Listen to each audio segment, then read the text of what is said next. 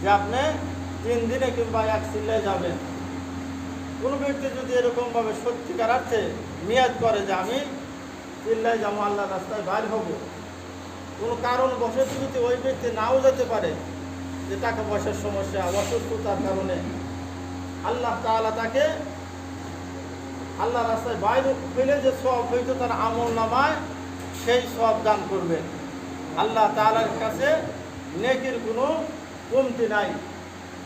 আল্লাহ তাআলার কাছে নেকির কোনো কমতি নাই।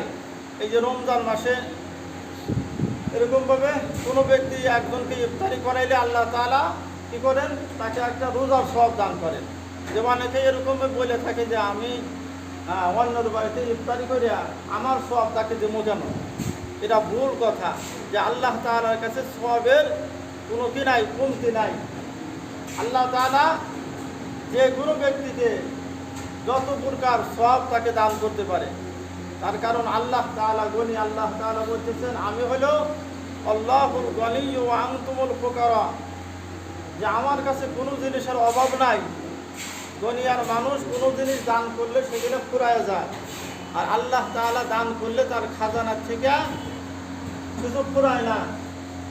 এই জন্য আল্লাহ তাআলা খাজানা এত বড় যে সারা দুনিয়ার মাখলুক এরকমভাবে তার খাজানার থেকে এরকমভাবে কি রিজিক পাইতেছে, আর সেখান থেকে মানুষ সমস্ত মাখলুক এরকম রিজিক পায় তার খাজানার থেকে। এক চুল পরিমাণও কি হয় না, কম হয় না।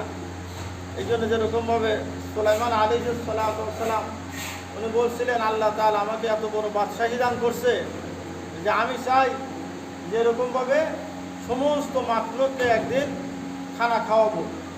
আল্লাহ তাআলা কি বলছিলেন, না তুমি খানা খাওয়াইতে পারবা না। তো বলছে না আল্লাহ আমাকে আপনি তো অনেক বড় বাদশাহী দান করছেন। এই পৃথিবীর মধ্যে 4জন বাদশাহ সারা পৃথিবীর রাজত্ব করছে, তার মধ্যে 2 জন হলো মুসলমান আর 2 জন হলো কাফের। 2 জন মুসলমান সারা পৃথিবীর রাজত্ব করছে আর 2 জন কাফের সারা পৃথিবীর রাজত্ব করছে। তার মধ্যে একজন হলো হযরত সুলাইমান আলাইহিস সালাম। তো আল্লাহ তাআলা তাকে পারমিশন দিলেন যে হ্যাঁ তুমি কি করো, মাখলুককে খানা খাওয়াও। সমস্ত মাখলুকের জন্য খানার ব্যবস্থা করা হইল।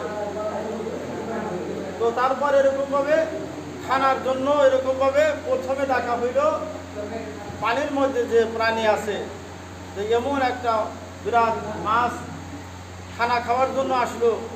তো আসার পরে যত মাখলুকের জন্য খানা তৈরি করছিল এক লোকমায় সমস্ত খানা সে খায় ফেলাইল।